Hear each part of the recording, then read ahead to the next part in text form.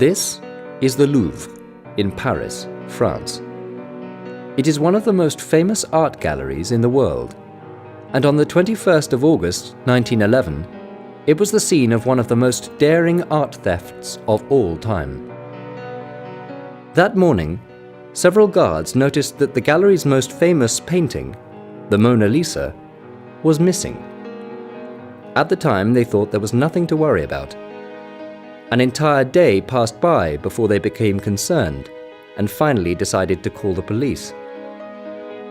When the police arrived, they began their investigation immediately. They were very confident and predicted they would recover the painting that week.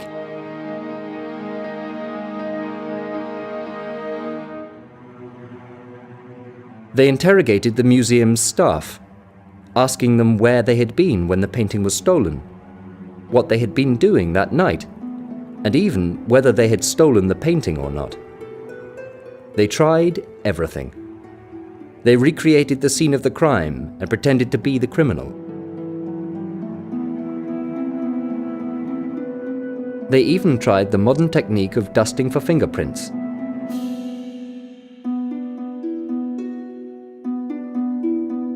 But 1 week later, they had found nothing. Suddenly, though, there was a twist to the story. A mysterious caller rang a local newspaper and admitted stealing several statues from the Louvre 4 years earlier. He explained that his employer, the world-famous art critic Guillaume Apollinaire, had ordered him to steal the artworks. Apollinaire wanted to give them to an up-and-coming young Spanish artist called Pablo Picasso. The police then accused Apollinaire and Picasso of stealing the statues and stealing the Mona Lisa. Apollinaire admitted stealing the statues. He even admitted hating the Louvre, but said he hadn't taken Da Vinci's masterpiece.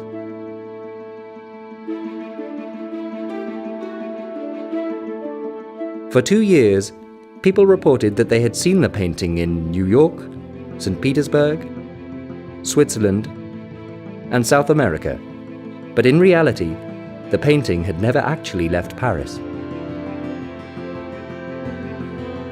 The most famous painting in the world had been taken by this man, Vincenzo Peruggia, an Italian who had lived in Paris for most of his life. He was a house painter and a carpenter, and had worked as a tradesman in the Louvre. While he was working in the museum, he came up with a brilliantly simple plan to steal the Mona Lisa.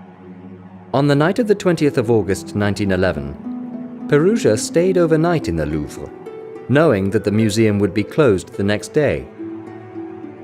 When he woke up, he put on a large white smock, and then, disguised as an artist, he simply took the painting from the wall, put it under his smock, and walked out of the building.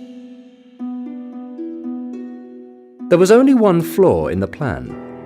The painting was so famous that he couldn't sell it.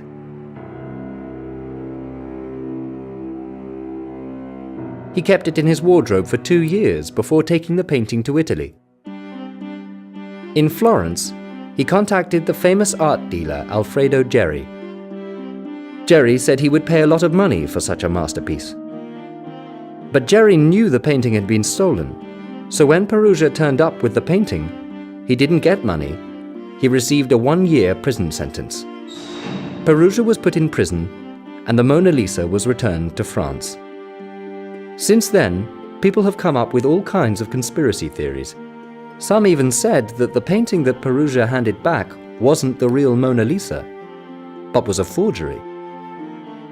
But one thing is for sure, the Mona Lisa's disappearance made it even more famous than it had been before.